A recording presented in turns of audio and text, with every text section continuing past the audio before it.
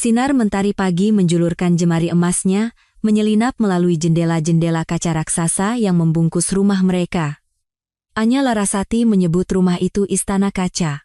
Sebuah mahakarya arsitektur modern di Pondok Indah, Jakarta Selatan, yang ia ciptakan dari nol dengan setiap tetes keringat dan jam kerja yang tak terhitung. Pagi itu, seperti biasa, dimulai dengan keheningan yang damai.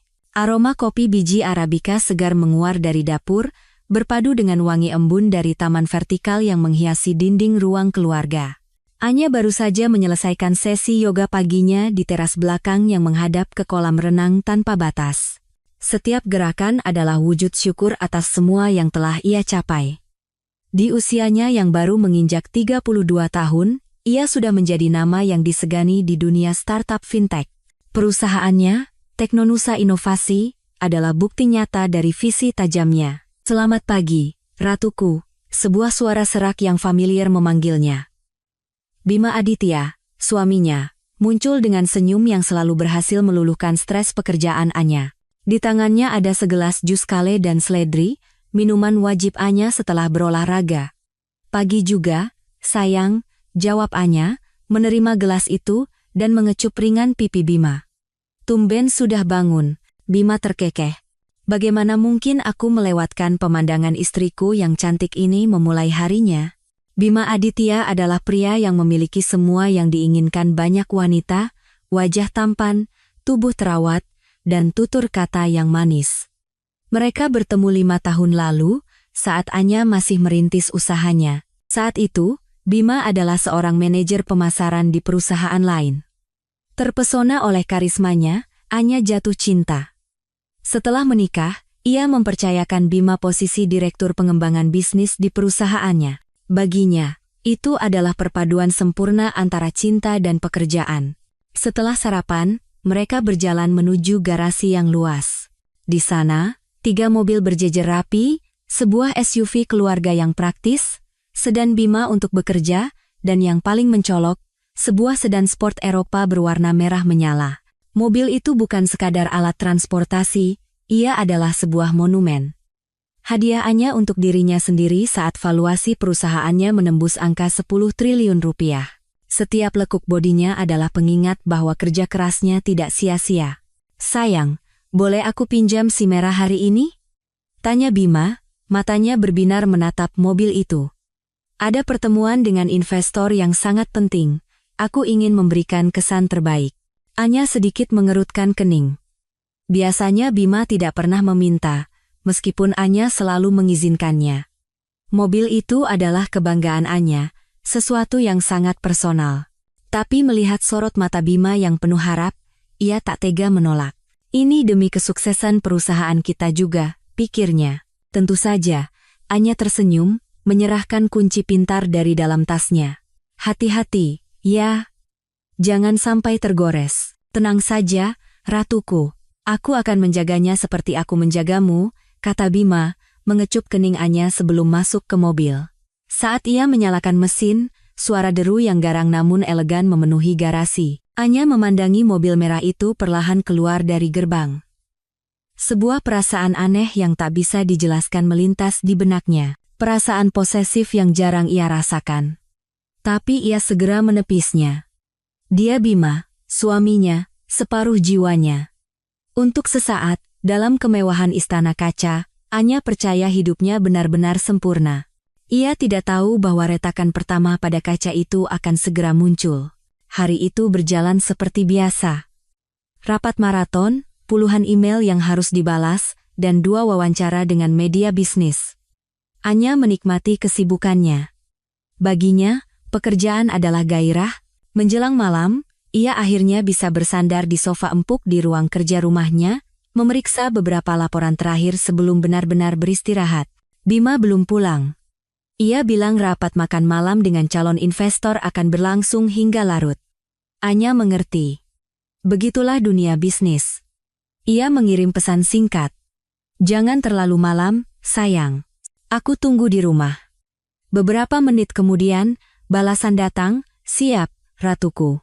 Sebentar lagi selesai. Love you. Baru lewat pukul 11 malam suara mobil merahnya akhirnya terdengar memasuki garasi. Anya menyambutnya di pintu depan dengan senyuman. Tapi begitu Bima melangkah masuk, senyumnya sedikit memudar. Bukan karena suaminya terlihat lelah. Ada sesuatu yang lain. Sesuatu yang mengusik indera penciumannya. Saat Bima memeluknya, aroma itu menjadi semakin jelas. Aroma parfum yang tajam, manis, dan terasa agak murahan. Sangat berbeda dengan parfum Bima yang biasanya beraroma woody dan musky yang maskulin, atau parfum Anya sendiri yang lebih menyukai aroma kayu dan rempah yang elegan. Aroma ini terlalu genit. Bagaimana pertemuannya?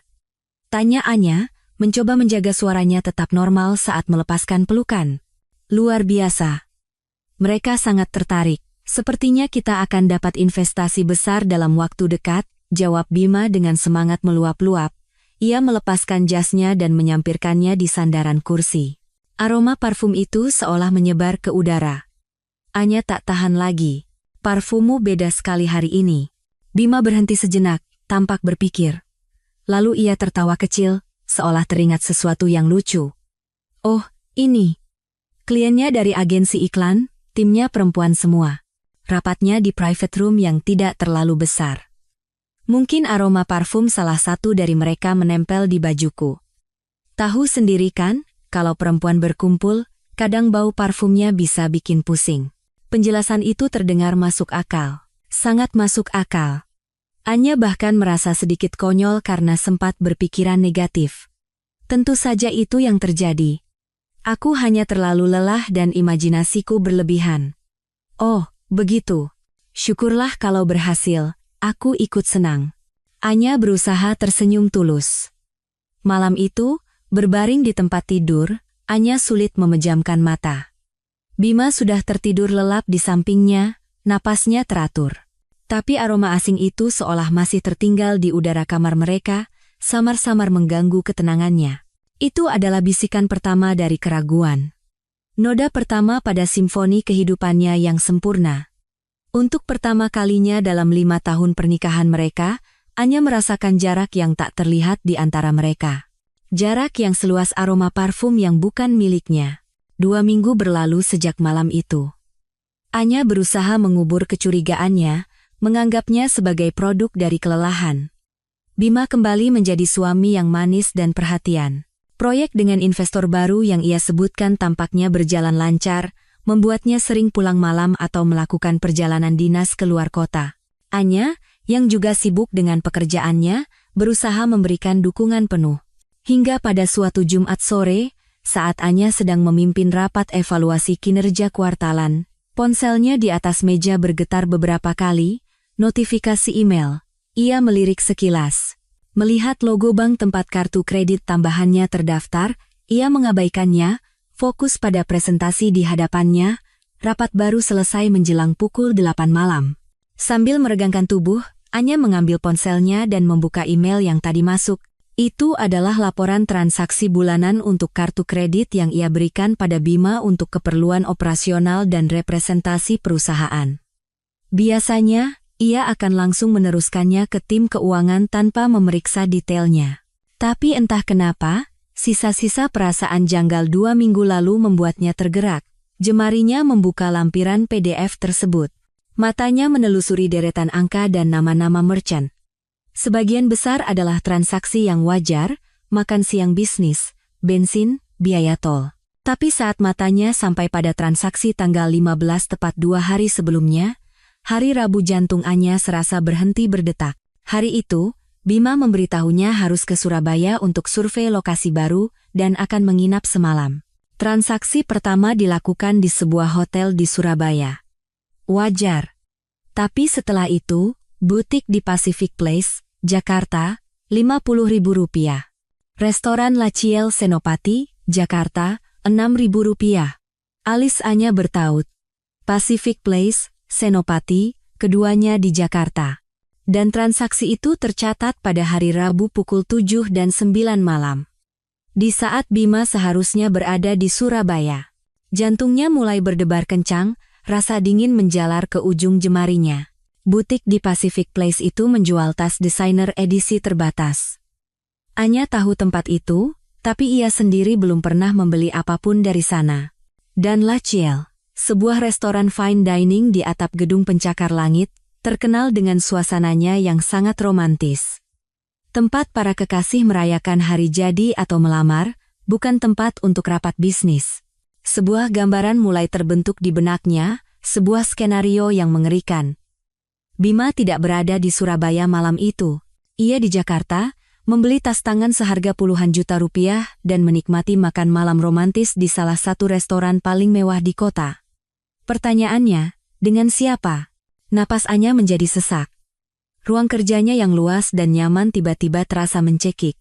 Ini bukan lagi sekadar aroma parfum. Ini adalah bukti digital yang dingin dan kejam. Ini adalah jejak pengkhianatan yang dibayar dengan hasil kerja kerasnya.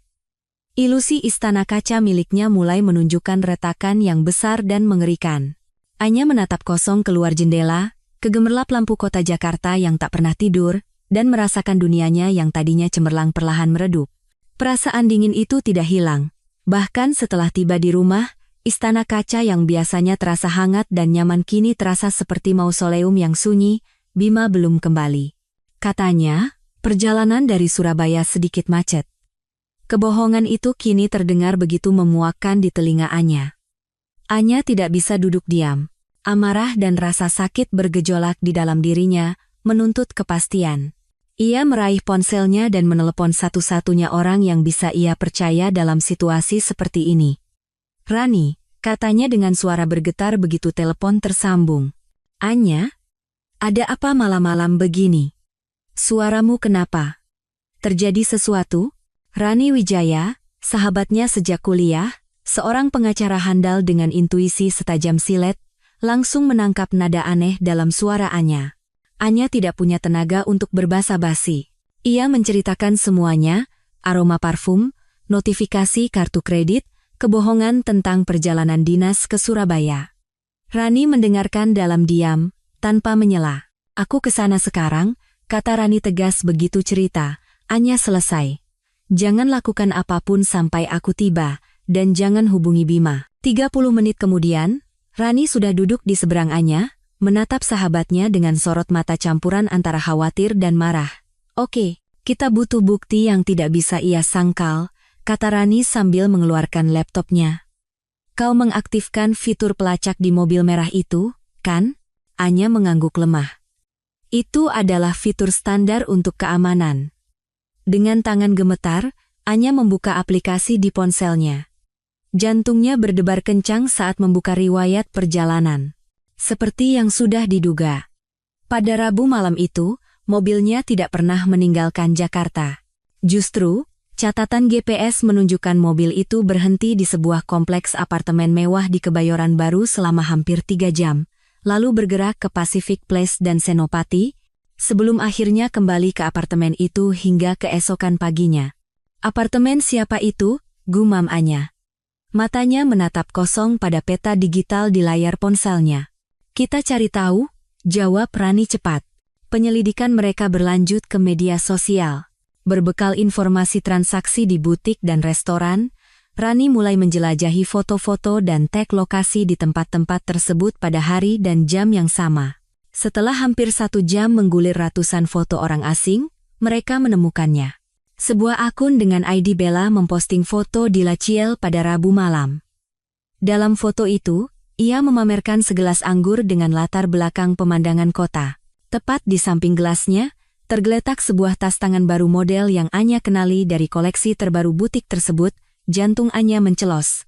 Wanita di foto profil akun itu cantik, muda, dengan tatapan mata yang provokatif. Akunnya dipenuhi foto-foto gaya hidup mewah, liburan, barang-barang bermerek, makan di restoran mahal. Tidak ada foto Bima, tapi keterangan di foto La Ciel itu sudah cukup menusuk, kejutan terbaik di akhir hari yang panjang. Terima kasih, Rajaku.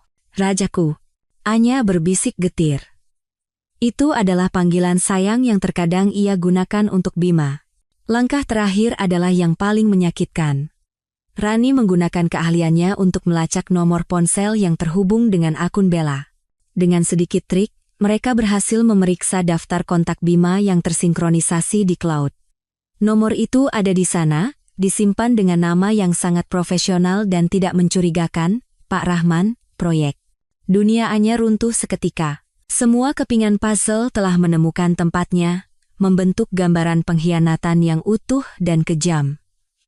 Bima tidak hanya berselingkuh, ia telah membangun sebuah kebohongan sistematis, menggunakan fasilitas dan uang Anya untuk mendanai kehidupan ganda dengan wanita lain. Semua kemanisan, semua perhatian, semua kata cinta yang Bima tunjukkan selama ini, kini terasa seperti racun yang baru bekerja. Rasa sakitnya begitu hebat hingga air mata pun tak sanggup keluar. Yang tersisa hanyalah kehampaan dan amarah yang mulai membara dingin di lubuk hatinya. Selama beberapa hari berikutnya, Anya hidup seperti robot. Ia pergi bekerja, memimpin rapat, tersenyum pada karyawan-karyawannya.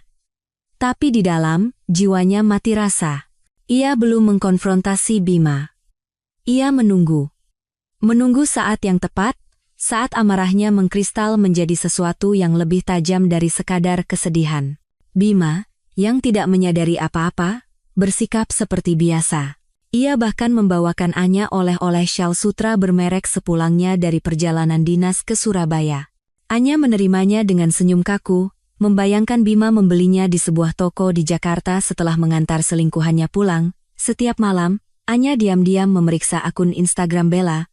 Ia melihat wanita itu memamerkan sepatu baru, jam tangan, dan makan malam mewah lainnya, semua dibayar dengan kartu kredit Anya. Rasa muaknya mencapai puncak. Klimaksnya datang pada Jumat malam. Anya sedang duduk di ruang kerjanya, tanpa sengaja membuka Instagram. Di bagian atas layar, muncul story baru dari Bella. Sebuah video singkat, bumerang yang menunjukkan Bella sedang berdandan di depan cermin, dengan tulisan, "Siap dimanjakan untuk kencan Jumat malam yang spesial." Itu saja sudah cukup menyakitkan. Tapi story berikutnya adalah belati yang menghunjam jantungnya. Sebuah foto kaki jenjang Bella yang memakai sepatu hak tinggi baru. Di latar belakang, terlihat pintu mobil yang terbuka. Anya mengenali pintu itu. Ia mengenali jok kulit berwarna krem. Ia mengenali karpet berwarna biru dengan logo khas yang menyala di bawahnya. Itu adalah mobil merahnya. Darah Anya serasa mendidih, lalu membeku seketika. Jadi, malam ini, Bima akan menggunakan mobil miliknya untuk berkencan dengan selingkuhannya. Mobil yang menjadi simbol kerja keras dan kemandiriannya. Mobil yang seharusnya menjadi ruang pribadinya. Bima tidak hanya mengkhianatinya, ia telah menodai dan menghina semua yang telah Anya perjuangkan. Cukup sudah. Kesedihan telah menguap, berubah menjadi baja dingin yang menyelimuti hatinya. Ia tidak akan menangis di kamarnya. Ia tidak akan menunggu Bima pulang untuk bertengkar. Ia akan merebut kembali miliknya dengan cara yang paling memalukan bagi mereka berdua. Anya meraih ponselnya. Bukan untuk menelepon Rani sambil menangis. Ini untuk meminta bantuan. "Rani, kau di mana?" Tanya Anya dengan suara yang tenang dan berbahaya. "Di rumah." "Kenapanya?" "Kamu baik-baik saya." "Aku baik-baik saja." "Sangat baik," jawab Anya. "Aku butuh mobilmu malam ini. Dan aku ingin kau ikut sebagai saksi." Hening sejenak di seberang telepon. Rani bisa merasakan perubahan drastis pada sahabatnya. "Saksi? Saksi untuk apa, Anya?" Anya berjalan ke jendela, menatap lampu-lampu kota yang berkelip seperti jutaan mata yang akan menyaksikan pertunjukannya. "Saksi saat aku mengambil alih mobilku secara paksa dan membiarkan dua parasit itu berkencan di atas aspal jalanan," kata Anya, nadanya dingin dan penuh tekad. Malam di Jakarta adalah hutan beton yang diterangi lampu neon. Bagi sebagian orang, itu adalah panggung untuk merayakan cinta atau kesuksesan. Malam ini, bagi Anya, itu adalah area perburuan. Ia duduk di kursi penumpang sebuah SUV kompak berwarna abu-abu mobil Rani, yang sengaja dipilih agar tidak mencolok. Tangannya di pangkuan terasa dingin, terkepal erat. Jantungnya berdebar dengan ritme liar, campuran antara adrenalin dan sakit hati yang merobek. Rani, yang memegang kemudi, sesekali melirik sahabatnya dengan cemas. Ia belum pernah melihat Anya seperti ini. Wajahnya pucat, tapi matanya menyala dengan api yang gelap. Tidak ada air mata, tidak ada isak tangis. Hanya ketenangan yang menakutkan, seperti danau beku yang menyembunyikan arus deras mematikan di bawahnya. Kita tidak harus melakukan ini, Nya, kata Rani pelan, suaranya memecah keheningan di dalam mobil, kita pulang saja. Besok aku siapkan gugatan cerai terbaik, kita hancurkan dia di pengadilan. Anya menggeleng perlahan, pandangannya terpaku pada jalan di depan. Tidak. Ini bukan hanya masalah hukum, Ran. Ini masalah harga diri. Dia membawa pelakurnya bersenang-senang dengan hasil jerih payahku, simbol prestasiku. Aku tidak akan membiarkannya, tidak malam ini. Mereka melacak sinyal GPS mobil merah itu. Bima membawanya ke sebuah restoran mewah di kawasan Senopati, area yang dipenuhi tempat-tempat trendy yang sering dikunjungi sosialita. Rani memarkir mobilnya di seberang jalan, di tempat yang agak gelap namun memiliki pandangan jelas ke pintu masuk restoran. Dari kejauhan, mobil merah itu tampak gagah, berkilauan di bawah lampu di area parkir valet. Setiap kali melihatnya, dada Anya terasa sesak. Ia teringat hari pertama mobil itu tiba di rumahnya, dihiasi pita merah besar. Ia ingat Bima memeluknya dan berkata, "Kau pantas mendapatkan semua ini, ratuku. Kau wanita terhebat yang pernah kukenal." Kata-kata itu kini terdengar seperti hinaan. Setiap kenangan manis yang terukir di dalam mobil itu kini terasa seperti kebohongan. Mereka menunggu selama hampir 2 jam. 2 jam yang terasa seperti selamanya. Anya menghabiskan waktu itu membayangkan apa yang terjadi di dalam. Bima tertawa, Bella bermanja-manja, keduanya menikmati makanan mahal yang akan ditagihkan ke kartu kreditnya. Api di matanya semakin berkobar. Mereka keluar, bisik Rani, membuyarkan lamunan Anya. Benar saja. Sosok Bima, yang tampak necis dengan kemeja mahal, dan Bella, yang glamor dengan gaun ketat, muncul dari lobi restoran. Mereka tertawa, tampak sangat mesra. Bima merangkul pinggang Bella saat petugas valet membawa mobil merah itu ke hadapan mereka.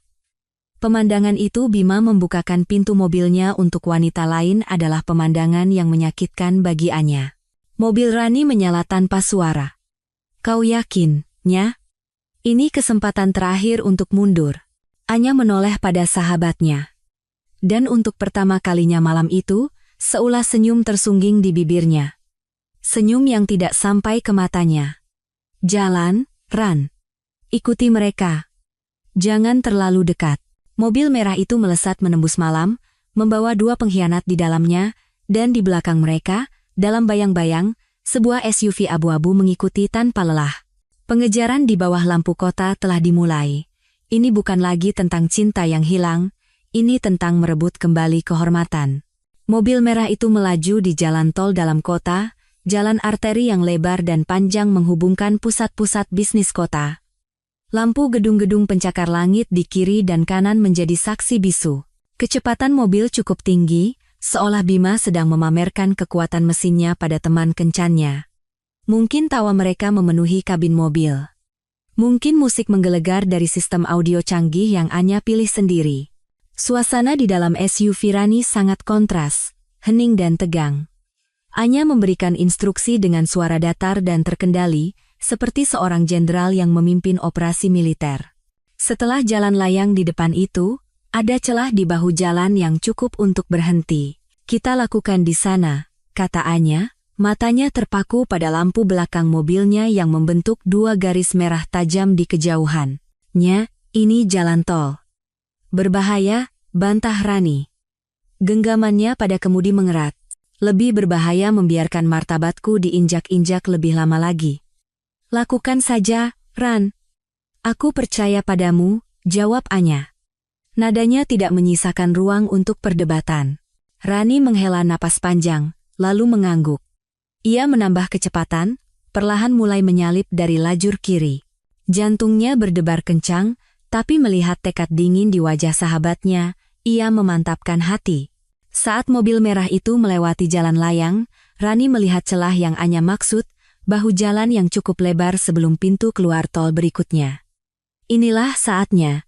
Dengan satu gerakan cepat dan terukur, Rani membanting setir ke kanan, memotong lajur tepat di depan mobil merah itu. CKIITTT, Suara decit ban yang memekakan telinga merobek udara malam. Bima, yang terkejut, menginjak rem dalam-dalam. Mobil sport itu berhenti mendadak, hanya beberapa sentimeter dari bemper mobil Rani. Beberapa mobil di belakang membunyikan klakson dengan marah. Sebelum Bima sempat mencerna apa yang terjadi, pintu penumpang SUV di depannya terbuka. Sosok Anya muncul. Malam itu ia mengenakan blus sutra hitam dan celana panjang berwarna senada, pakaian simpel yang memancarkan aura kekuatan. Rambut panjangnya sedikit berkibar ditiup angin dari mobil yang melintas. Ia tidak berlari. Ia berjalan dengan langkah tenang dan berwibawa menuju sisi pengemudi mobilnya. Lampu depan mobilnya yang masih menyala menyorotnya, menciptakan siluet yang dramatis. Wajahnya, yang biasanya hangat dan penuh senyum, kini sedingin es. Setiap langkah kakinya di aspal yang keras terdengar seperti jenderang perang di telinga Bima. Di dalam mobil, mata Bima membelalak. Wajahnya berubah dari bingung menjadi ngeri.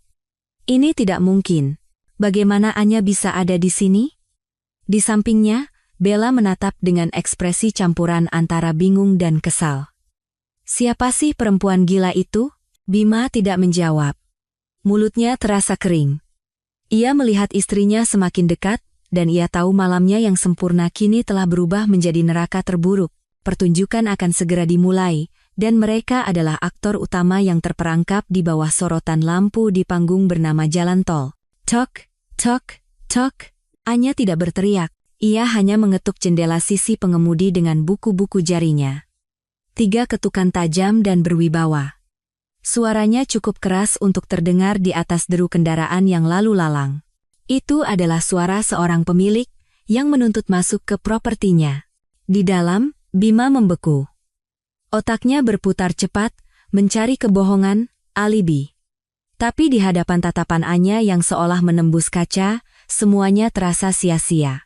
Bella, yang mulai menyadari siapa wanita di luar, mendecakkan lidah kesal. Oh, jadi ini istrimu? Kampungan sekali, main hadang di jalan. Ia mencoba menyindir, menunjukkan bahwa ia tidak terintimidasi. Bima menatap Bella sekilas dengan panik, lalu kembali menatap Anya. Dengan tangan gemetar, ia menekan tombol untuk menurunkan jendela. Anya, sayang, kamu ngapain di sini? Ini nggak seperti yang kamu. Diam, potong Anya. Satu kata itu diucapkan dengan nada rendah yang begitu dingin hingga membungkam Bima. Aku tidak bertanya. Aku memerintahkan. Keluar dari mobilku, sekarang. Bima menelan ludah. Sayang, kita bicara di rumah, ya? Jangan buat keributan di sini. Aku bilang, keluar. Kali ini, suaranya sedikit meninggi, cukup untuk membuat Bima tersentak. Bella, yang merasa harga dirinya terusik, ikut campur. Ia mencondongkan tubuhnya ke arah Bima. Mas Bima, bilang sama dia. Siapa kamu seenaknya ngusir kita? Kamu pikir kamu siapa? Pandangan Anya beralih dari Bima ke Bella. Tatapan menghina, seolah melihat serangga yang menjijikkan. Kau tanya siapa aku? Anya tertawa kecil. Tawa tanpa kehangatan. Aku adalah wanita yang membelikan gaun yang kau pakai sekarang. Aku wanita yang membayar makan malam mahal yang baru saja masuk ke perutmu. Dan yang terpenting, aku adalah pemilik mobil mewah yang sedang kau duduki pantatmu. Jadi, kalau aku bilang keluar, kau keluar. Wajah Bella memerah karena marah dan malu. Ia tak bisa berkata apa-apa. Anya kembali menatap Bima. Aku tidak akan mengatakannya untuk ketiga kalinya, Bima. Berikan kuncinya, dan kalian berdua turun. Menyadari tidak ada lagi jalan keluar, Bima menyerah. Ia mematikan mesin. Hening sesaat menyelimuti kabin mobil. Ia mencabut kunci pintar dari dashboard. Tangannya bergetar saat menyerahkannya pada Anya. Bagus, kata Anya, merebut kunci itu dari tangan Bima. Sekarang turun. Berdua, dengan langkah berat, Bima membuka pintu dan keluar. Disusul Bella, yang turun sambil membanting pintu dengan kesal. Mereka kini berdiri di bahu jalan yang kotor, diterpa angin dari mobil yang melesat dan disinari lampu jalan yang remang-remang. Pakaian mahal mereka tampak kontras dengan lingkungan sekitar. Beberapa pengendara motor melambat, menatap pemandangan aneh itu dengan penasaran. Anya tidak berhenti di situ. Ia membuka dompetnya, mengeluarkan beberapa lembar uang 100 ribuan, dan melemparkannya ke dada Bima. Uang itu berhamburan di atas aspal. Itu, kata Anya dengan nada menusuk. Untuk ongkos taksi kalian. Selamat menikmati sisa kencan kalian di pinggir jalan. Tanpa menunggu jawaban, Anya masuk ke dalam mobil merahnya. Ia duduk di kursi pengemudi, di mana kehangatan tubuh suaminya masih tersisa. Aroma parfum Bella yang memuakan masih mengambang di udara. Dengan satu gerakan, ia menyalakan mesin, dan deru garang yang meledak dari mobil itu seolah menjadi deklarasi kemenangannya. Anya menginjak pedal gas. Mobil sport itu melesat ke depan, meninggalkan Bima dan Bella yang berdiri seperti dua patung dungu di pinggir jalan. Dari kaca spion, ia bisa melihat siluet mereka yang semakin mengecil, Bima yang menatap kosong dan Bella yang tampaknya berteriak marah. Anya tidak peduli. Ia terus melaju, membiarkan deru mesin menelan semua suara lain di dunia. Rani, yang telah menunggu di mobilnya, segera mengikuti dari belakang, menjaga jarak aman untuk memberi ruang pada sahabatnya. Selama beberapa menit pertama, yang Anya rasakan hanyalah kemenangan. Sensasi adrenalin yang memabukkan menyapu tubuhnya. Ia berhasil. Ia merebut kembali miliknya. Ia mempermalukan mereka, menunjukkan siapa yang memegang kendali. Senyum getir terukir di wajahnya. Ia membayangkan Bima yang bingung harus berkata apa pada selingkuhannya. Membayangkan mereka harus mencari taksi dalam keadaan terhina. Tapi perasaan kemenangan itu berumur pendek. Saat ia keluar dari jalan tol dan memasuki jalanan kota yang lebih sepi, adrenalin mulai surut. Deru mesin yang tadinya terdengar seperti pekik kemenangan, kini terdengar seperti jeritan keputusasaan. Aroma parfum Bella yang tertinggal di dalam mobil tiba-tiba terasa begitu menyengat, membuatnya sesak napas. Dan kenyataan menghantamnya dengan seluruh kekuatannya. Pria yang baru saja ia tinggalkan di pinggir jalan adalah pria yang pernah ia cintai. Pria yang bersamanya ia membangun mimpi. Pernikahannya, istananya, masa depannya semuanya kini hancur berkeping-keping. Kemenangan ini terasa begitu hampa. Di balik topeng kemarahan, ada hati yang hancur lebur. Setetes air mata mengalir di pipinya, disusul oleh tetesan-tetesan lainnya. Anya menepikan mobilnya di pinggir jalan yang sepi, di bawah naungan pohon yang gelap dan rindang. Dan di sanalah, di dalam mobil yang menjadi simbol kesuksesan sekaligus TKP pengkhianatan, pertahanannya runtuh. Isak tangis yang telah ia tahan selama berhari-hari akhirnya meledak. Bukan tangisan yang pelan dan pilu. Ini adalah raungan yang hebat dan menyakitkan. Bahunya berguncang hebat. Ia memukul-mukul setir, meluapkan semua rasa sakit, amarah, dan kekecewaan yang menyesakkan dadanya. Ia menangisi 5 tahun hidupnya yang terasa sia-sia, menangisi kepercayaan yang dihancurkan tanpa ampun, menangisi Anya di masa lalu, yang begitu naif dan penuh cinta. Mobil Rani berhenti di belakangnya. Rani tidak langsung turun. Ia membiarkan sahabatnya meluapkan semuanya. Beberapa menit kemudian, ketika raungan Anya mereda menjadi isak yang terputus-putus, Rani turun dari mobilnya dan mengetuk jendela dengan pelan. Anya membuka kuncinya. Rani masuk dan duduk di kursi penumpang yang baru saja ditinggalkan Bella. Tanpa berkata apa-apa, ia menarik sahabatnya ke dalam pelukannya. Anya kembali menangis di bahu Rani, membasahi blus sahabatnya dengan air mata. Keluarkan semuanya, Nya, bisik Rani lembut, menangislah sepuasmu. Malam ini kau boleh hancur. Besok, kita akan membangun kembali reruntuhan itu, lebih kuat dari sebelumnya. Di tengah malam Jakarta yang sunyi, di dalam sebuah mobil sport mewah, seorang ratu yang baru saja memenangkan pertempuran sedang meratapi kerajaannya yang telah runtuh. Perjalanan kembali ke Istana Kaca terasa panjang dan berat. Anya mengemudi sendiri, sementara Rani terus mengikuti di belakang untuk memastikan ia baik-baik saja. Air matanya sudah kering, menyisakan jejak bengkak di wajahnya dan kehampaan yang dingin di hatinya. Kesedihan yang baru saja meluap kini telah bermetamorfosis kembali menjadi amarah-amarah yang tenang, membara, dan jauh lebih berbahaya. Saat tiba di rumah, kemegahannya terasa seperti sebuah ironi. Rumah ini ia bangun bersama sebagai simbol cinta dan kesuksesan. Sekarang, ia terasa seperti penjara kenangan. Kau yakin akan baik-baik saja sendirian? Tanya Rani cemas saat Anya turun dari mobil. Anya mengangguk. Aku harus menghadapi ini sendiri. Kau pulanglah, Ran. Terima kasih untuk semuanya. Aku berutang nyawa padamu. Kapanpunnya. Telepon aku jika butuh apapun, jam berapapun, kata Rani sebelum akhirnya melesat pergi. Anya melangkah masuk. Keheningan menyambutnya.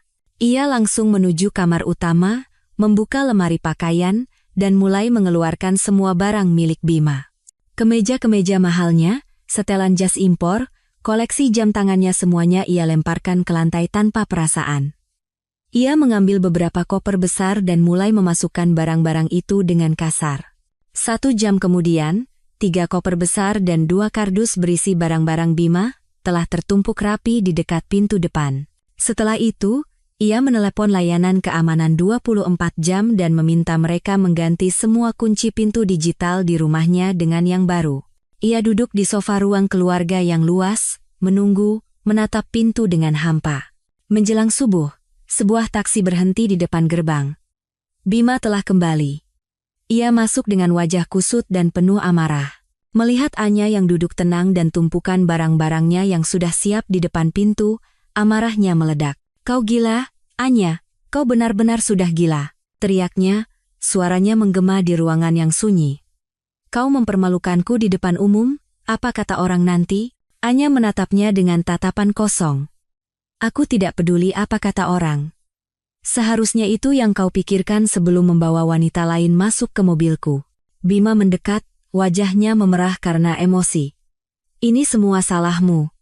Kalau saja kau tidak gila kerja, kalau saja kau punya sedikit lebih banyak waktu untukku, aku tidak akan seperti ini. Itu adalah tuduhan klasik seorang manipulator. Gaslighting, upaya membalikkan kesalahan. Tapi Anya yang sekarang bukan lagi Anya yang naif. Ia tidak akan termakan permainan itu. Ia berdiri, menatap lurus ke mata Bima. Jangan berani-berani menyalahkanku atas pengkhianatanmu, Bima Aditya, kau yang memilih untuk berbohong. Kau yang memilih untuk berselingkuh, dan kau yang memilih untuk menghinaku. Kesibukanku membangun perusahaan inilah yang membuatmu bisa menikmati hidup mewah dan membiayai selingkuhanmu. Jadi jangan pernah jadikan itu sebagai alasan. Bima terdiam, kehabisan kata-kata. Barang-barangmu sudah kukemasi, lanjut Anya, suaranya sedingin es. Ambil, dan keluar dari rumah ini. Kau mengusirku?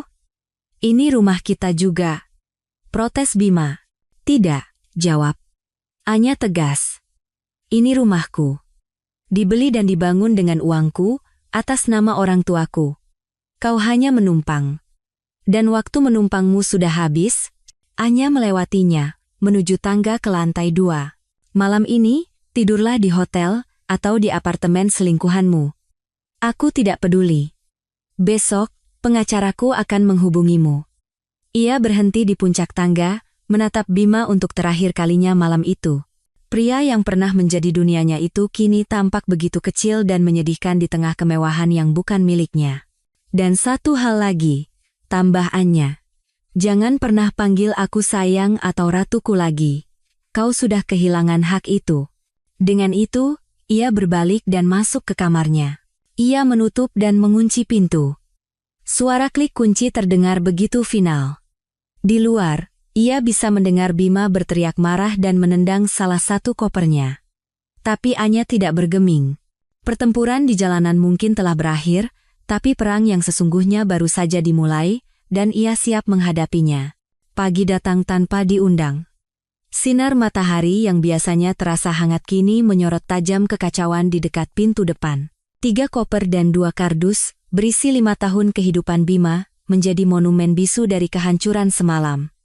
Anya terbangun bukan karena alarm, tapi karena keheningan yang memekakkan telinga. Tak ada lagi suara Bima di kamar mandi, tak ada lagi aroma kopi yang biasa ia siapkan. Hanya ada dirinya dan gema dari keputusannya. Ia tidak lagi bersedih.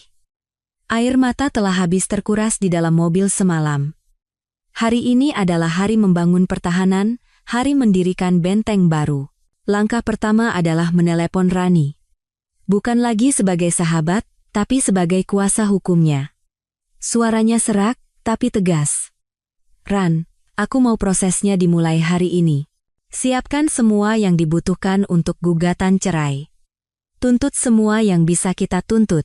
Sudah kusiapkan sejak kemarin, Nya, jawab Rani, suaranya penuh dukungan.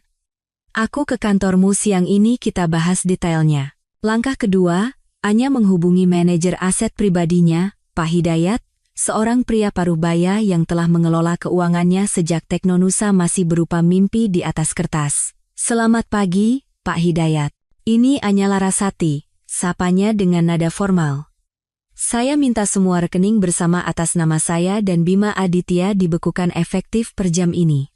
Begitu juga dengan akses kartu kredit tambahan dan semua fasilitas keuangan lain yang terhubung dengan rekening saya. Hining Sainak. Baik, Bu Anya. Boleh saya tahu alasannya untuk catatan internal? Alasan pribadi yang mendesak, jawab Anya singkat. Surat resmi dari pengacara saya akan menyusul siang ini. Pastikan tidak ada Rp1 pun yang bisa keluar dari rekening-rekening itu tanpa persetujuan langsung dari saya. Permintaan itu segera dieksekusi. Salah satu pilar penopang finansial Bima runtuh hanya dengan satu panggilan telepon darinya. Ia melanjutkan dengan mengirim email ke seluruh jajaran direksi dan kepala departemen di perusahaannya. Email itu menginformasikan bahwa Bima Aditya dinonaktifkan dari jabatannya sebagai Direktur Pengembangan Bisnis dengan segera, dengan alasan evaluasi kinerja dan restrukturisasi internal. Bahasa korporat yang dingin untuk sebuah pemecatan yang kejam. Langkah terakhir adalah yang paling simbolis.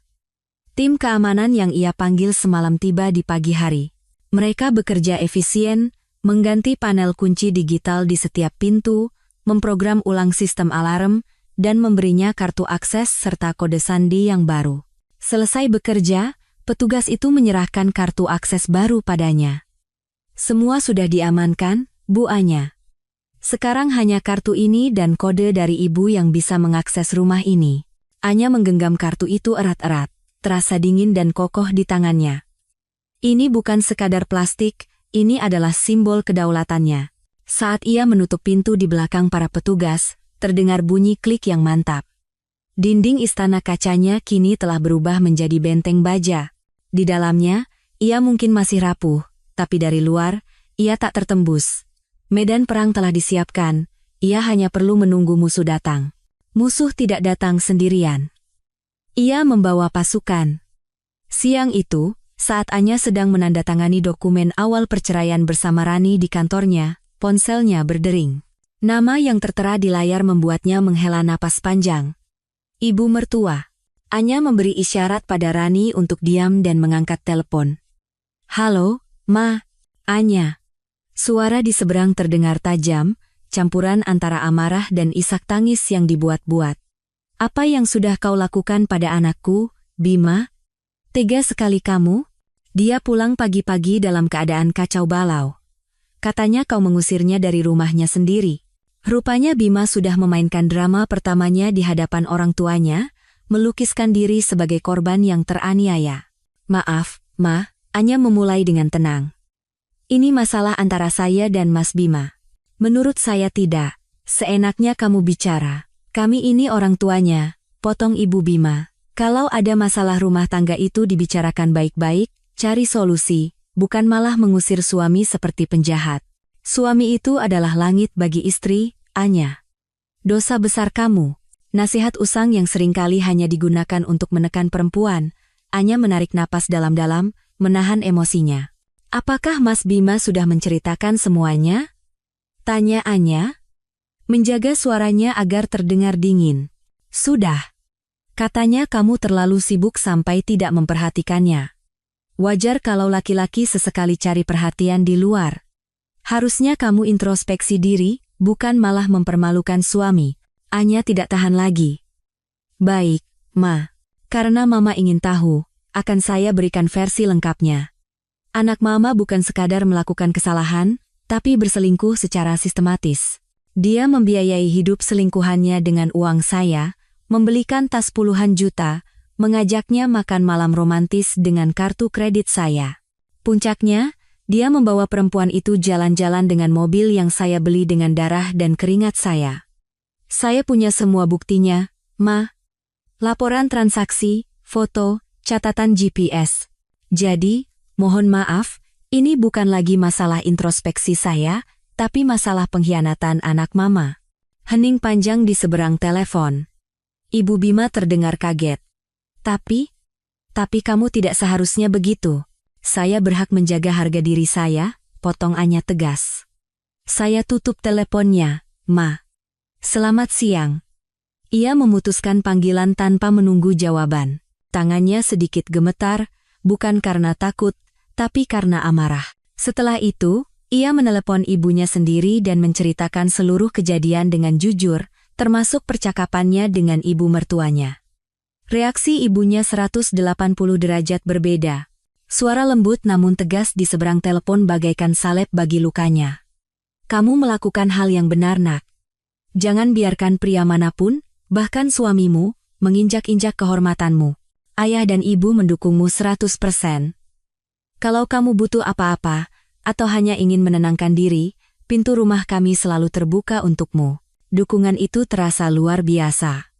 Anya sadar, ia tidak sendirian dalam perang ini.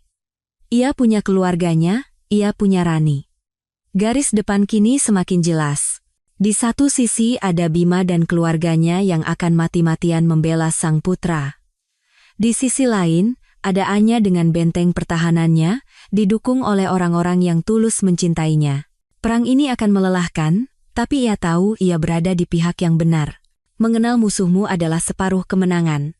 Itulah yang dikatakan Rani saat menyarankan Anya untuk menyewa seorang detektif swasta. Awalnya Anya ragu, terasa terlalu dramatis seperti di film. Tapi Rani meyakinkannya bahwa dalam kasus perceraian dengan aset besar yang dipertaruhkan, mengetahui latar belakang pihak ketiga bisa menjadi senjata yang sangat berharga. Anya setuju. Ia bertemu dengan Pak Surya, seorang mantan polisi dengan reputasi sangat baik yang direkomendasikan oleh firma hukum Rani. Anya memberinya semua informasi awal yang ia miliki, akun Instagram Bella, nomor teleponnya, dan alamat apartemen yang ia lacak melalui GPS mobil. Seminggu kemudian, Pak Surya datang ke kantor Anya membawa sebuah amplop coklat tebal. Wajahnya serius.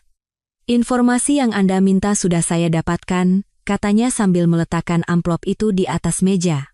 Anya membukanya. Di dalamnya ada beberapa lembar laporan yang diketik rapi dan beberapa lembar foto. Apa yang ia baca di sana membuatnya mual. Nama asli wanita itu adalah Sinta Dewi, meskipun ia sering menggunakan nama samaran di lingkungan sosialnya. Ia tidak punya pekerjaan tetap, tapi gaya hidupnya luar biasa mewah.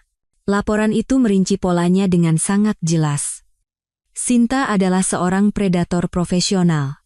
Ia bergaul di kelab-kelab kelas atas, pusat kebugaran mewah, atau acara-acara sosialita untuk mencari targetnya, pria-pria kaya yang tampak memiliki masalah dalam pernikahan atau sekadar haus pujian. Bima bukan korban pertamanya. Laporan itu melampirkan profil singkat 3 pria lain yang pernah menjadi kekasihnya dalam 2 tahun terakhir, semuanya pengusaha atau eksekutif senior, dan semuanya sudah menikah. Polanya selalu sama. Ia akan menghujani mereka dengan pujian, memompa ego mereka, lalu perlahan mulai menuntut hadiah-hadiah mahal dan fasilitas mewah. Bagian yang paling mengejutkan adalah kondisi keuangannya. Di balik tas-tas Hermes dan sepatu Louboutin yang ia pamerkan di media sosial, Sinta terlilit utang kartu kredit lebih dari 100 juta rupiah dari belasan bank. Apartemen yang ia tinggali disewa atas nama salah satu mantan kekasihnya, dan iuran bulanannya sudah menunggak 3 bulan. Ia adalah seorang penipu yang membangun istana kebohongan di atas penderitaan orang lain. Wanita itu tidak mencintai Bima, gumam Anya sambil menutup amplop itu. Dia hanya mencintai apa yang bisa Bima berikan untuknya yang pada dasarnya adalah semua milikku. Anehnya, informasi ini tidak membuatnya semakin cemburu, justru sebaliknya, ada rasa lega yang aneh. Saingannya bukanlah wanita yang benar-benar dicintai suaminya.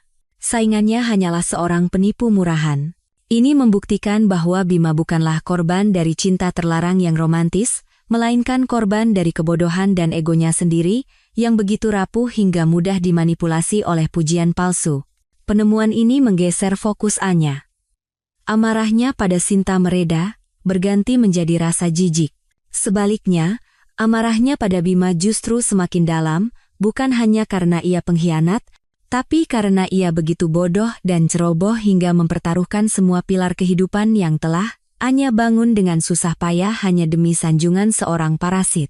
Informasi di dalam amplop coklat itu bukan lagi sekadar amunisi untuk perceraian, melainkan konfirmasi bahwa keputusannya untuk mengakhiri segalanya adalah hal paling benar yang pernah ia lakukan. Ditinggalkan tanpa rumah, tanpa akses ke uang, dan tanpa pekerjaan, Bima menjadi putus asa.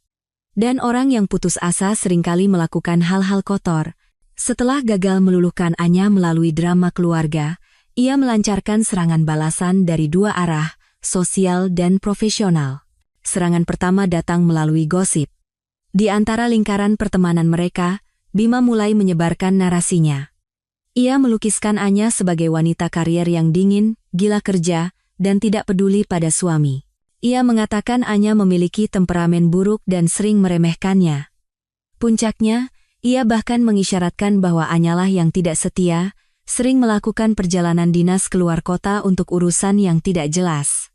Ia memainkan peran sebagai suami kesepian yang menjadi korban dari ambisi istrinya. Beberapa teman yang tidak terlalu dekat mulai termakan cerita itu.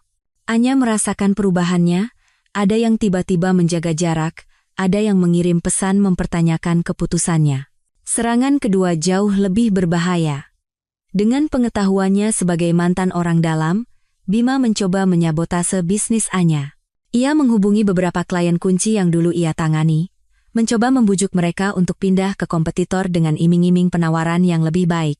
Ia bahkan mencoba menyebarkan desas-desus di internal perusahaan bahwa Teknonusa sedang goyah karena masalah pribadi pendirinya. Anya mengetahui hal ini saat salah satu kliennya yang loyal meneleponnya langsung. "Bu Anya, saya baru saja dihubungi Pak Bima. Dia bicara yang tidak-tidak tentang perusahaan. Sebenarnya apa yang sedang terjadi?" Pukulan itu telak. Bima tidak hanya menghancurkan pernikahan mereka, kini ia mencoba menghancurkan warisan dan kerja keras Anya. Itu adalah deklarasi perang total. Naluri pertama Anya adalah menelepon Bima dan memakinya. Tapi Rani menahannya. "Jangan, Nya. Itu yang dia mau. Dia ingin kau terlihat emosional dan tidak stabil. Lawan dia sebagai seorang CEO, bukan sebagai istri yang tersakiti." Anya mengerti. Ia menarik napas dalam-dalam dan mulai bergerak. Ia segera mengadakan rapat darurat dengan jajaran manajemen seniornya. Tanpa membeberkan detail perselingkuhan, ia menjelaskan secara transparan bahwa ia sedang dalam proses cerai dengan Bima, dan bahwa Bima telah diberhentikan karena pelanggaran etika serius yang merugikan perusahaan. Tindakan Bima Aditya saat ini adalah sabotase, kata Anya di hadapan timnya, suaranya tenang namun berwibawa. "Saya butuh loyalitas dan kerja keras kalian semua. Lebih dari sebelumnya, hubungi semua klien kita. Yakinkan mereka bahwa perusahaan kita solid. Beri mereka penawaran loyalitas jika perlu. Perkuat sistem keamanan data kita. Kita tidak akan membiarkan satu orang yang sakit hati merusak apa yang telah kita bangun bersama." Timnya merespons dengan positif. Melihat ketenangan dan kepemimpinan Anya, mereka justru semakin solid mendukungnya. Untuk melawan gosip sosial, Anya tidak melakukan apa-apa. Ia hanya terus bekerja seperti biasa, membiarkan profesionalisme dan tindakannya berbicara lebih keras daripada desas-desus murahan. Alih-alih melawan api Bima dengan api yang lebih besar, ia melawannya dengan air dingin yang mematikan. Meskipun menunjukkan wajah tegar di hadapan semua orang, ada malam-malam di mana Anya merasa lelah dan sendirian. Pertarungan di berbagai medan hukum, keluarga, sosial, dan bisnis menguras energinya. Terkadang, saat sendirian di istana kaca yang kini terasa begitu besar, ia akan menatap foto-foto pernikahan mereka yang masih ia simpan di laci. Ia tidak merindukan Bima, tapi ia merindukan perasaan dicintai, ilusi kebahagiaan yang pernah ia miliki. Kerapuhan itu nyata. Suatu sore, merasa jenuh dengan tumpukan dokumen hukum dan laporan bisnis, Anya memutuskan untuk melakukan sesuatu yang sudah lama tidak ia lakukan. Ia berjalan ke ruang kerjanya, bukan untuk bekerja, tapi untuk membuka kembali sebuah folder di laptopnya yang berjudul Proyek Aurora. Proyek Aurora adalah ide gilanya, Sebuah platform investasi mikro berbasis kecerdasan buatan yang bertujuan untuk memberdayakan perempuan di daerah pedesaan. Bima selalu menertawakan ide itu. Terlalu idealis, Nya, katanya dulu. Tidak ada pasarnya. Fokus saja pada apa yang menghasilkan uang. Jadi, Anya mengubur proyek itu. Kini, tidak ada lagi suara Bima yang meremehkannya. Dengan semangat baru, Anya membuka kembali rencana bisnisnya, memperbarui algoritmanya, membuat sketsa antarmuka pengguna. Ia bekerja hingga larut malam bukan karena terpaksa, tapi karena gairah. Ia lupa waktu, lupa lelah, lupa sakit hati. Di antara angka dan kode, ia menemukan kembali dirinya. 3 hari kemudian, ia mempresentasikan prototipe awal proyek Aurora kepada Dewan Direksi. Ia berbicara dengan antusiasme yang menular, menjelaskan visinya tidak hanya dari sisi bisnis, tapi juga dari sisi dampak sosial. Ketika presentasi selesai, ruang rapat hening sejenak, lalu meledak dalam tepuk tangan meriah. Dewan Direksi tanpa ragu menyetujui pendanaan awal untuk proyek tersebut. Saat berjalan keluar dari ruang rapat, Anya merasakan sesuatu yang sudah lama tidak ia rasakan, kebahagiaan murni. Kebahagiaan yang datang dari pencapaiannya sendiri, bukan dari pengakuan orang lain. Ia sadar, selama ini Bima bukan hanya parasit finansial, tapi juga parasit bagi ambisinya. Suara negatif Bima, tanpa ia sadari, telah membatasi potensinya. Malam itu, Anya melakukan sebuah ritual kecil. Ia mengambil kunci mobil merahnya. Ia masuk ke dalam mobil yang pernah menjadi TKP pengkhianatan itu. Tapi kali ini, ia tidak merasakan sakit. Ia menyalakan mesin, membuka atapnya, dan melaju menembus malam tanpa tujuan. Ia tidak sedang melarikan diri dari masa lalunya, ia sedang mengemudi menuju masa depannya. Angin malam menerbangkan rambutnya. Dan untuk pertama kalinya setelah sekian lama, Anya tersenyum tulus. Ia telah menemukan kekuatannya, bukan dengan melupakan kerapuhannya, tapi dengan membangun sesuatu yang baru dan indah di atasnya. Kekuatan itu sepenuhnya miliknya, dan tidak akan ada yang bisa merebutnya lagi. 2 bulan telah berlalu sejak malam konfrontasi itu. 2 bulan yang terasa seperti perang bertahun-tahun. Serangan balasan Bima melalui jalur sosial dan bisnis gagal total. Reputasinya di kalangan kolega hancur. Dan upayanya menyabotase Teknonusa justru membuat klien-klien Anya semakin solid memberikan dukungan. Bima kini benar-benar terpojok. Tanpa pekerjaan, tanpa uang, dan dengan proses hukum yang jelas-jelas tidak menguntungkannya, ia kehabisan pilihan. Jadi, ia kembali ke senjata pertamanya dan yang paling bisa diandalkan, pesona dan manipulasi. Suatu sore, ia menunggu Anya di lobi gedung kantornya. Penampilannya sengaja dibuat menyedihkan. Wajahnya tidak terawat, ada lingkaran hitam di bawah matanya, dan kemeja yang ia kenakan tampak sedikit kusut. Di tangannya ada sebuket bunga lili putih, bunga favorit Anya. Sebuah pertunjukan penyesalan yang terlatih. Saat Anya keluar dari lift, Bima langsung menghampirinya. Anya, panggilnya dengan suara serak yang dibuat-buat. Anya berhenti. Wajahnya tanpa ekspresi. Tim keamanannya hendak maju, tapi Anya memberi isyarat agar mereka menunggu. Tolong, beri aku 5 menit, hanya 5 menit. Anya menatapnya dingin, lalu mengangguk singkat dan berjalan ke kafe yang sepi di sudut lobi. Mereka duduk berhadapan, dengan buket bunga lili tergeletak canggung di atas meja di antara mereka. Aku tahu aku telah membuat kesalahan terbesar dalam hidupku, Bima memulai, matanya menatap Anya dengan tatapan memohon. Aku buta, Nya, buta karena egoku sendiri. Bella, perempuan itu tidak berarti apa-apa. Itu hanya kesalahan bodoh. Duniaku adalah kamu, Nya, selalu kamu. Anya hanya mendengarkan dalam diam. 2 bulan ini adalah neraka bagiku, lanjut Bima, suaranya bergetar. Aku tidak bisa tidur, tidak bisa makan. Setiap sudut kota ini mengingatkanku padamu, pada rumah kita. Aku sadar. Semua kemewahan, semua pencapaian, tidak ada artinya tanpa kamu di sisiku. Kumohon, Nya, cabut gugatan ini. Beri aku satu kesempatan terakhir untuk memperbaiki semuanya. Aku akan melakukan apa saja. Ia mengulurkan tangan, mencoba meraih tangan Anya. Anya menarik tangannya lebih dulu. Ia menatap lurus ke mata Bima, dan untuk pertama kalinya membuka mulut. Suaranya tenang seperti air danau yang dalam. Kau salah, Bima. Bima mengerutkan kening. Salah apanya? Kau tidak merindukanku, kata Anya. Kau merindukan akses tanpa batas ke rekeningku. Kau tidak merindukan rumah kita, kau merindukan kemewahan yang bisa kusediakan. Kau tidak menyesali perbuatanmu, kau menyesal karena ketahuan dan hidupmu sekarang menjadi sulit. Setiap kata Anya adalah pisau bedah yang mengupas lapis demi lapis kebohongan Bima. Bella bukan kesalahan bodoh, lanjut Anya. Dia adalah pilihan sadar yang kau buat berulang kali. Kau memilih untuk membohongiku setiap hari. Kau memilih untuk menghabiskan uangku untuknya. Kau memilih untuk menodai mobilku, rumahku, dan pernikahan kita. Itu bukan kesalahan, Bima. Itu karaktermu. Wajah Bima memucat. Topeng penyesalannya retak. Tawaran rekonsiliasimu palsu, simpul Anya. Sama palsunya seperti semua kata aku cinta kamu yang pernah kau ucapkan selama beberapa tahun terakhir. Sandiwaraku sudah selesai. Jangan pernah temui aku seperti ini lagi. Anya berdiri, meninggalkan Bima yang duduk termangu.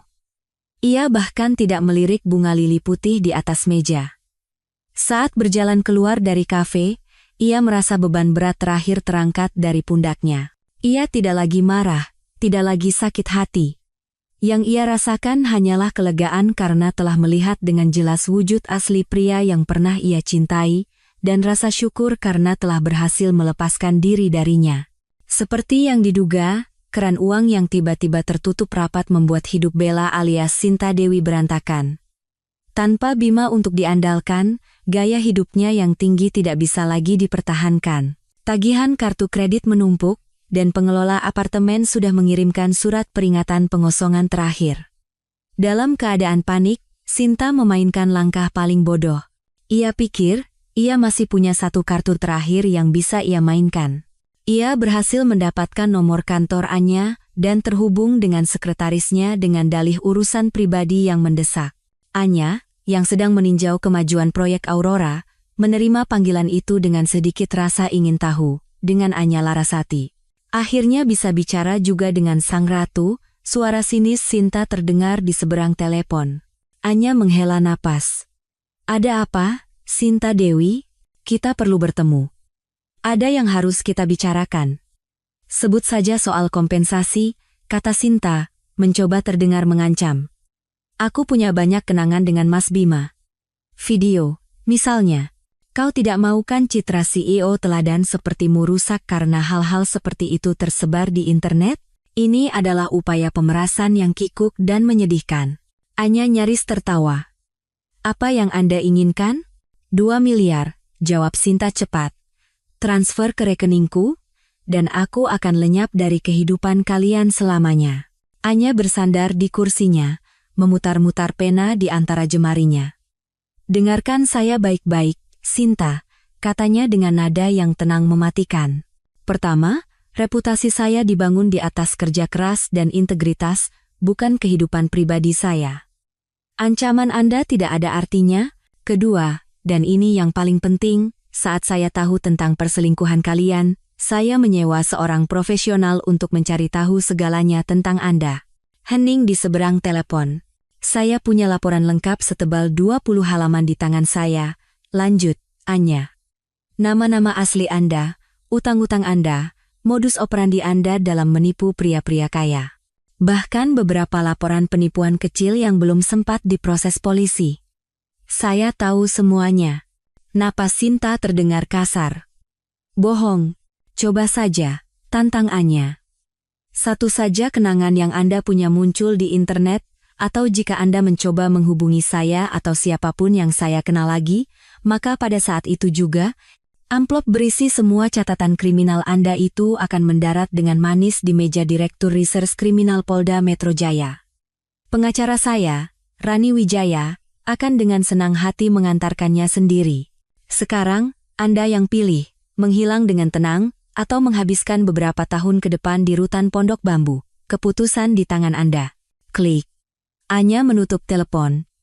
Ia tidak pernah mendengar kabar tentang Sinta lagi. Beberapa minggu kemudian, detektif swastanya, Pak Surya, mengirimkan laporan singkat. Sinta Dewi telah meninggalkan Jakarta dengan tergesa-gesa setelah menjual beberapa barang mewah yang tersisa. Jejak terakhirnya terlacak di sebuah kota kecil di Jawa Tengah. Pulang ke rumah orang tuanya. Parasit itu, setelah kehilangan inangnya, terpaksa kembali ke habitat aslinya. Bagi Anya, Sinta tidak pernah menjadi musuh utama. Ia hanyalah cermin dari kebodohan Bima, dan kini, catatannya dalam hidup Anya telah resmi ditutup. Hari itu akhirnya tiba. Bukan di ruang sidang yang menegangkan, tapi di ruang mediasi yang dingin dan impersonal di firma hukum Rani.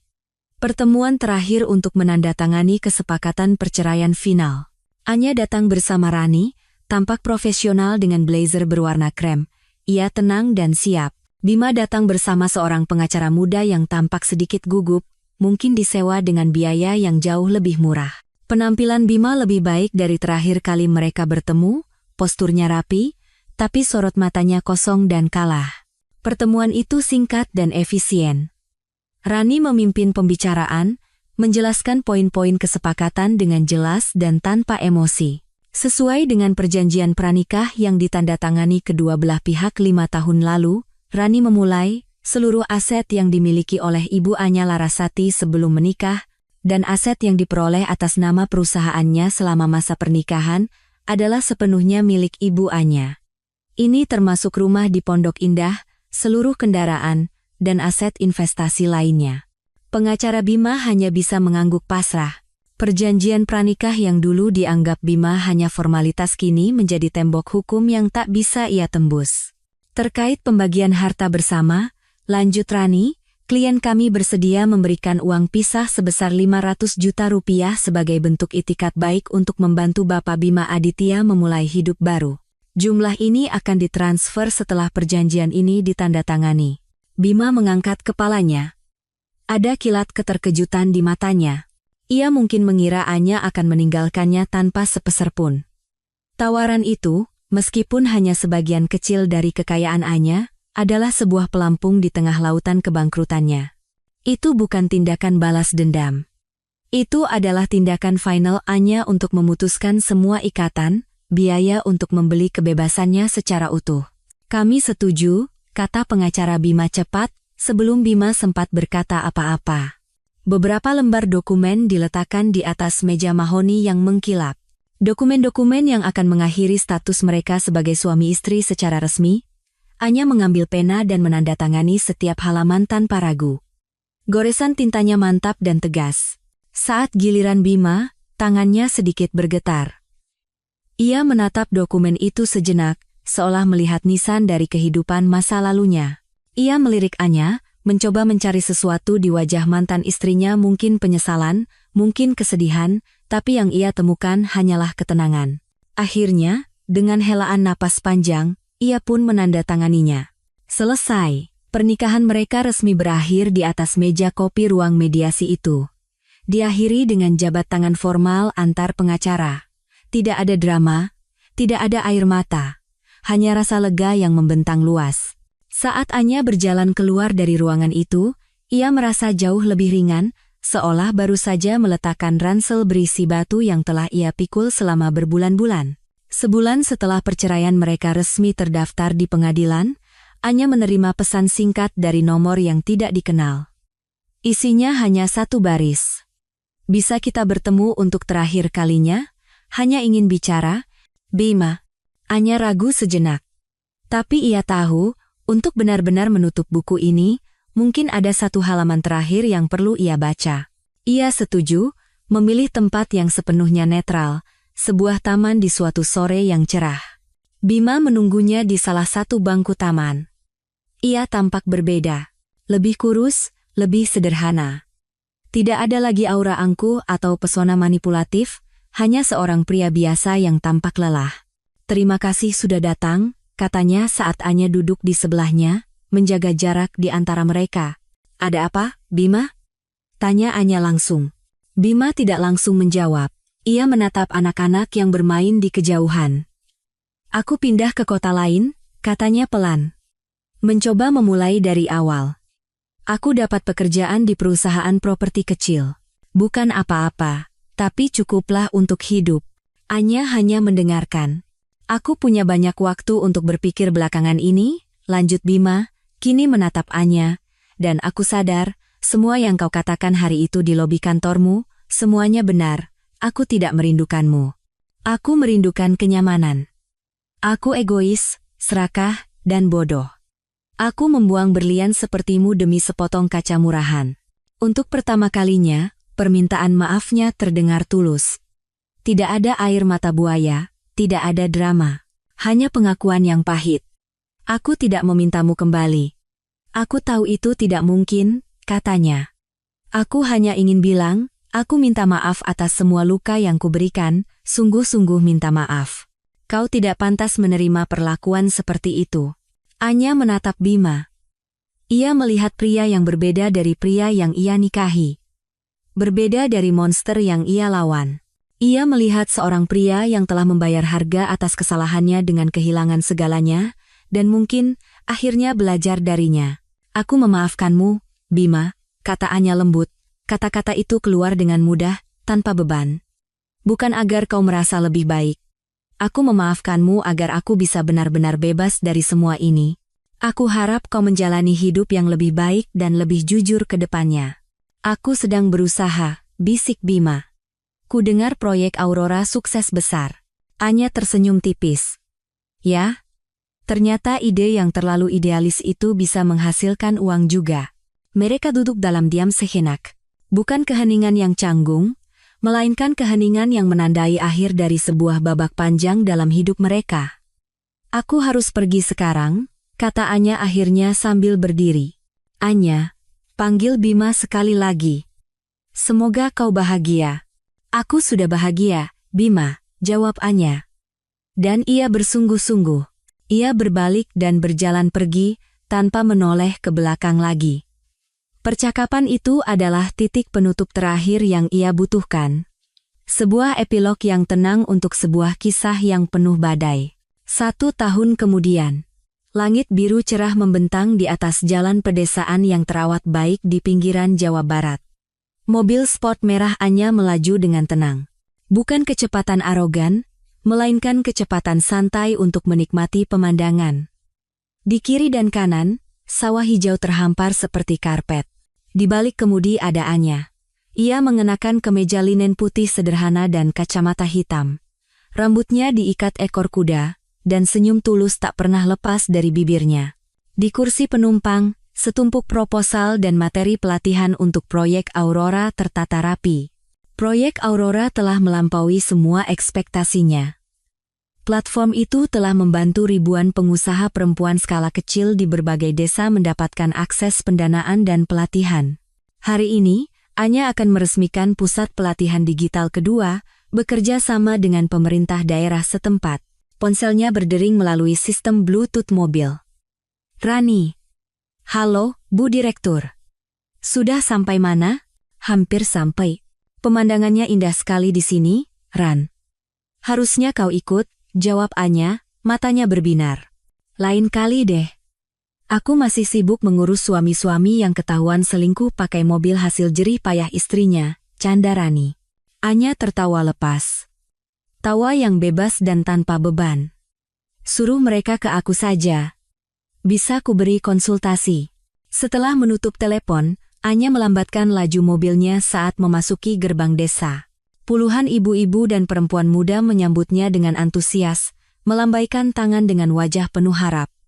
Mereka tidak melihatnya sebagai wanita kaya yang tersakiti. Mereka melihatnya sebagai sumber inspirasi, sebagai pembawa perubahan.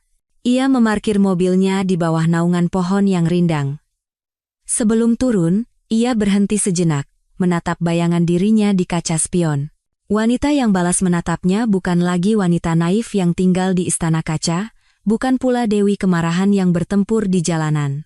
Wanita itu adalah perpaduan dari semua pengalamannya, kuat, bijaksana, dan penuh tujuan. Mobil merah ini telah menjadi saksi bisu dari titik terendah hingga titik tertinggi dalam hidupnya. Dulu, ia adalah simbol status yang ia bagi dengan suaminya. Kemudian, ia menjadi medan perang untuk harga dirinya. Sekarang, Mobil ini adalah kendaraannya untuk menebar kebaikan. Alat yang membawanya pada panggilan hidupnya yang sejati. Ia mematikan mesin, mengambil tas kerjanya, dan melangkah keluar dari mobil. Sinar matahari yang hangat menyambutnya. Ia menghirup dalam-dalam udara pedesaan yang segar, dan berjalan dengan mantap menuju kerumunan yang menantinya. Babak baru dalam hidupnya tidak lagi ditulis di atas kontrak atau laporan keuangan.